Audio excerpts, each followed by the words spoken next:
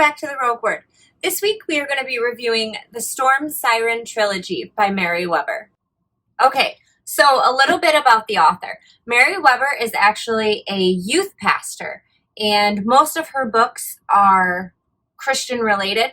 So the Siren Trilogy was kind of like her breakthrough debut into young adult fantasy. So let's start off with the first book, Siren. It focuses around a girl named Nim, who is an elemental. And elementals are usually male, only males, and they're killed immediately after birth.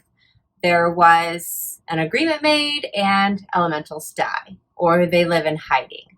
So that's where we're at. So Nim is actually a slave. She has been bought and sold like 10 times, and her 10th owner turns out to be this very affluent woman who is very into court politics and war and chumly with the kings, and she's all in, and they want to use Nim as a weapon. Well, when Nim is purchased, she is brought in, and there is a trainer named Egan who she ends up falling in love with. How? I'm not exactly sure. I feel like the love story, or even like their friendship before they fall in love, was very underdeveloped. It was really, really weird. Egan has this really cool ability. He is a block and a healer, so he's able to rein in Nim's uncontrolled elemental power and calm her down. Nim's power is basically she can control the weather, that elements.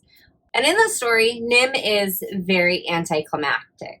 She just kind of is, woe is me, I deserve this. She self-harms. So if you are into books with requiring a trigger warning, this is definitely the book. It needs a trigger warning. There are lots of people who need to see that, so be aware of that. Overall, the first book was pretty good. It moved pretty fast.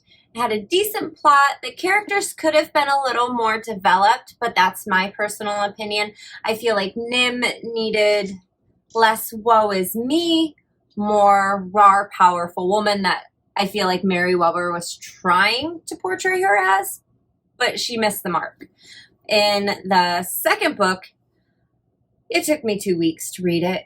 It moved so slow, so slow. It was all court politics. It was all court drama. There was war.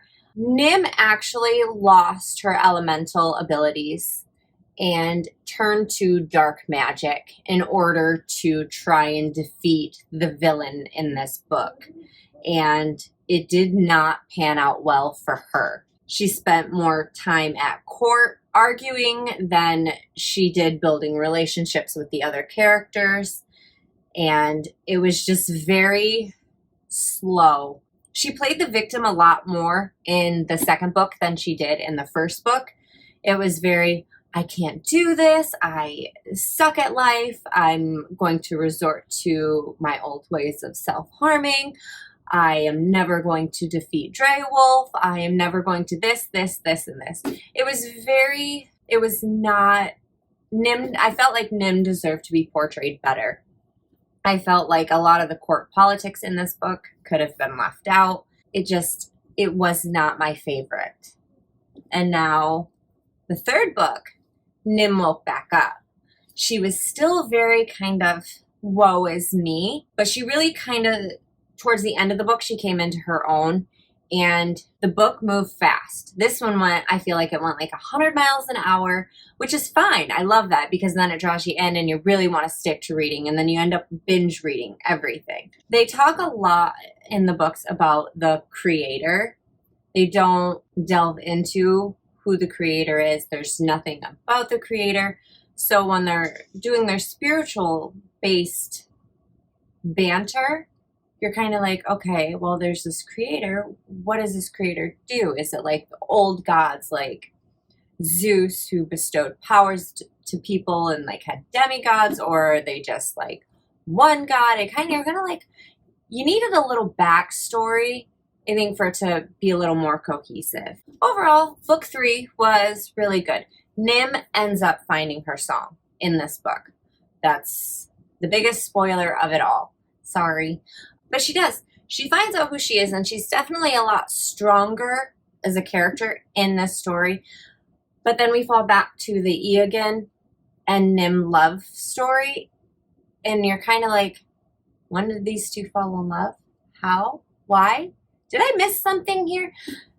It was very, very underdeveloped, and it kind of ruined their love story, and then the tragedy involved in their love story. Really kind of, it was a bummer. It was a letdown.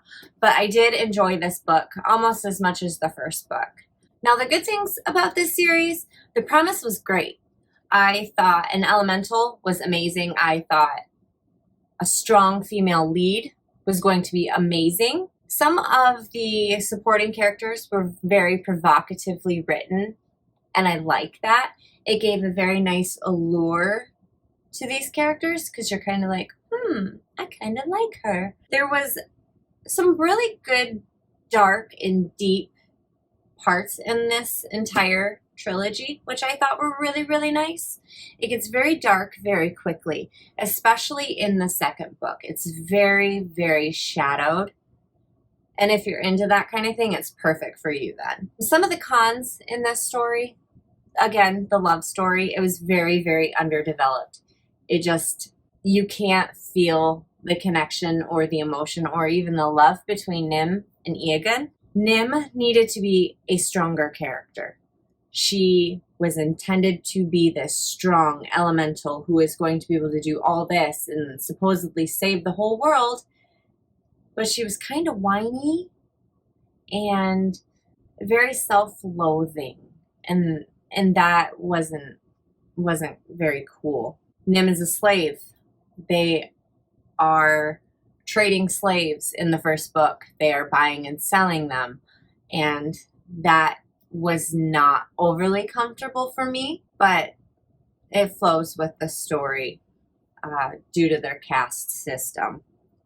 I feel like we needed some more backstory again about their creator. I needed more backstory as to why Eogan hid for so long and why he chose to make the choices that he made. I want more of that.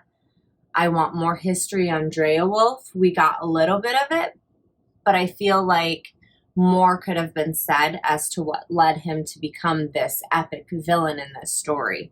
Overall, this trilogy was great. I enjoyed the series. Would I read it again? No. Is it a great first time read? Yeah, it's not bad. If I had to rate it out of stars, I'd probably give it a 3 out of 5. So, I mean, it wasn't bad, but it could have been better. I feel like when you're cranking out a book every year for 3 years, you kind of lose some of the good vibes for it. Overall, it was a good series. If you want to read it, I will link the books down below. You can get them on Amazon. They're less than $10 a book. So thanks, and don't forget to subscribe. Bye, guys.